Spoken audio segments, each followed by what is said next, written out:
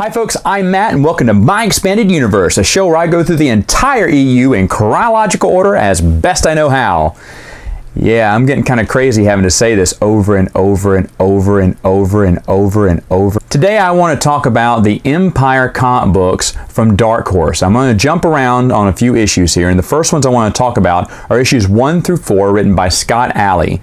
Now, these were subtitled Betrayed, because in this, a group of Moffs decide to turn on Vader and Palpatine, murder them, and take control of the Empire. Will it work? Not likely, because Darth Vader is never going to let that happen.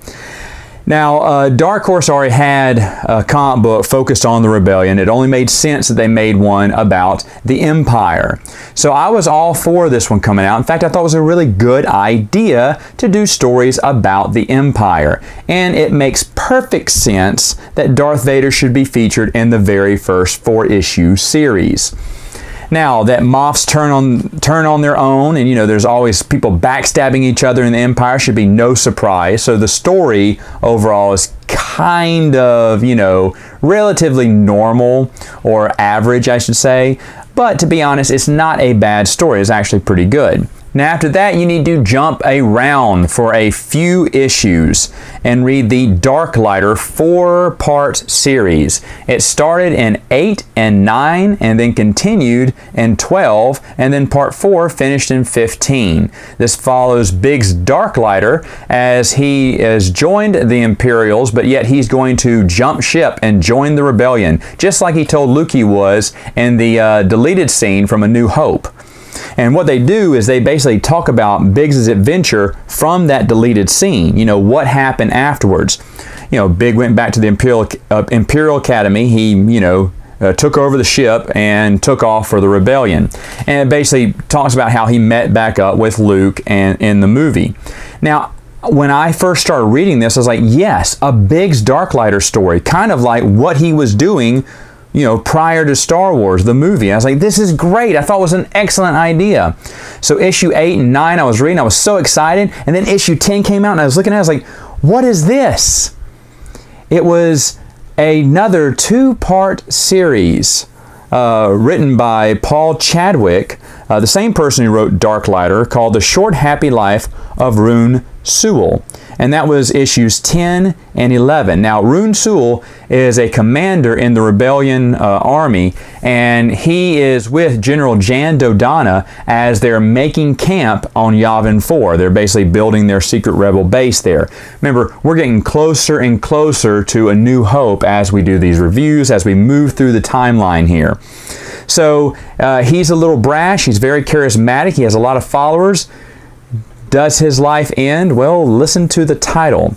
Now, I was really confused when I was reading the Empire books at this point, because 8 and 9 are about Biggs Darklighter. Now, same author here, Paul Chadwick, now switches gears in the middle of a story and gives us this little 2-part story about Rune Sewell. Who cares? I'm not saying the 2-issue story was bad. I'm just saying that the Darklighter story I was invested in. And you said to be continued, and yet you didn't continue it for 2 issues, and it's the same author. And then after 10 and 11, you came back and did part 3 for 12. And you think, okay, well, why have we have to go 2 more issues before we get to part 4? I have no earthly idea. Now, out of all those issues, the only one that you can read in this timeline of the 2 that got skipped over, issues 13 and 14, you can read issue 13, written by Jeremy Barlow, and it's about a stormtrooper transferring to the newly constructed Death Star. It's actually an interesting story, and it's just a one-shot. And so I enjoyed that, but the thing is, though, I was waiting for Biggs Darklighter, and I was getting frustrated.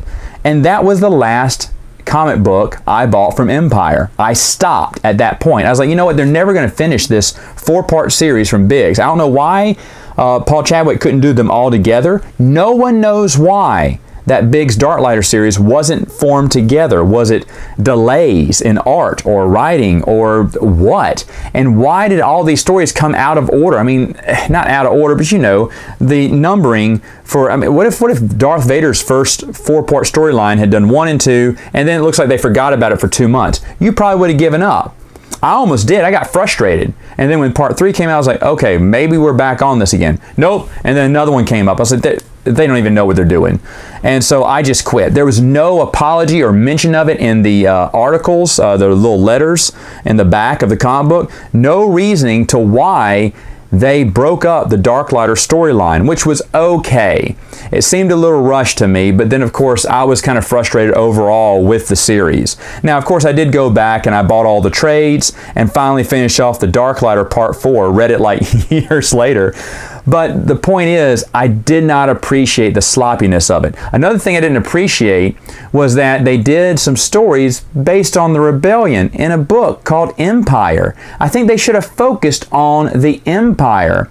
But it seems like this comic book, Empire series, was just another outlet to do additional rebellion-era stories about the rebels and the Empire, not just the Empire, which is what its original purpose was. So either way, should you read these? I guess. I mean, now that they're in trade paperback form, I'm pretty sure they put them in a better order. But it's stupid how we have 8, 9, 12, and 15 as a 4-part series. So, I don't know. Anyway, folks, that's all the time I have for now. See you next time with another video.